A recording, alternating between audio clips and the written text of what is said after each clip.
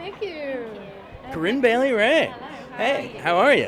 When you put your records on, which Smokey records are you listening to? Do you have any favorites? Well, I've been listening a lot to Ooh Baby Baby, which I'm performing tonight, and it's been really interesting to go through because there are sort of melodic moments in that song that I recognise in other people's art. So I can hear a particular line that he does that makes me think about Carole King. So I see that Carole King is influenced by Smokey Robinson.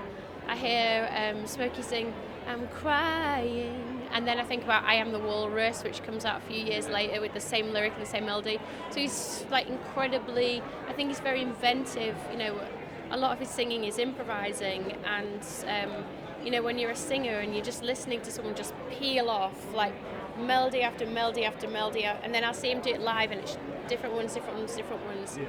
It's really incredible to see that the amount of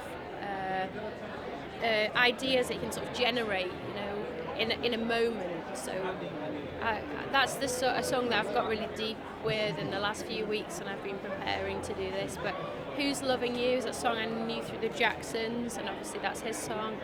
Cruising I knew through D'Angelo, and that's his song. You Really Got a Hold on Me, that's I think absolute classic song, but there's so many.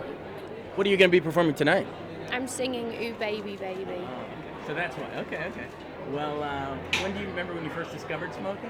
I think I heard Smokey as a child. You know, my parents were both into Motown, so I imagine I heard his music really early. And then, obviously, so many people have covered his music. You know, Marvin Gaye and the Beatles especially. But a lot of those early Marvin songs were Smokey songs, which I only just recently realised. So, like Lucky Me, for example, you know, that's one of my favourite songs of his. Exactly.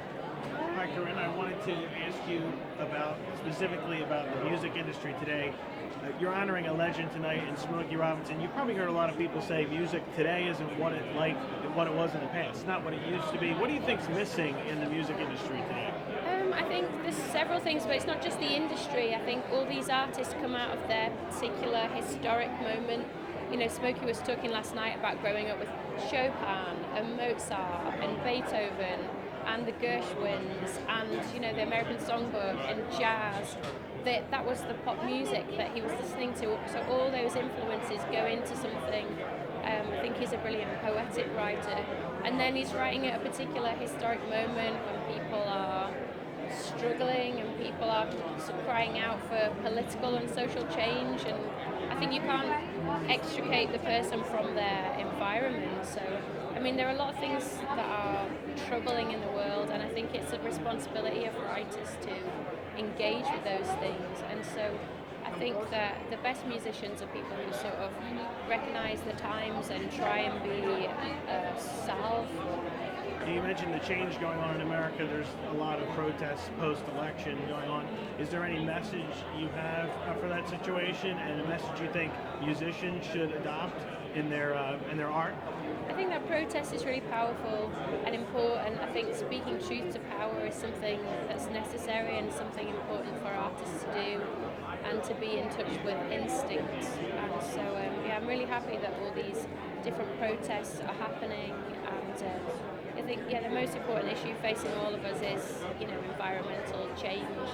And I think that lots of artists are connected to that, and we need to talk more about that and have more of an understanding of what that means. You mean like climate change and those kind of environmental issues? Yeah, climate change. Thank you so much. Thank you. Appreciate it. Thank you so much.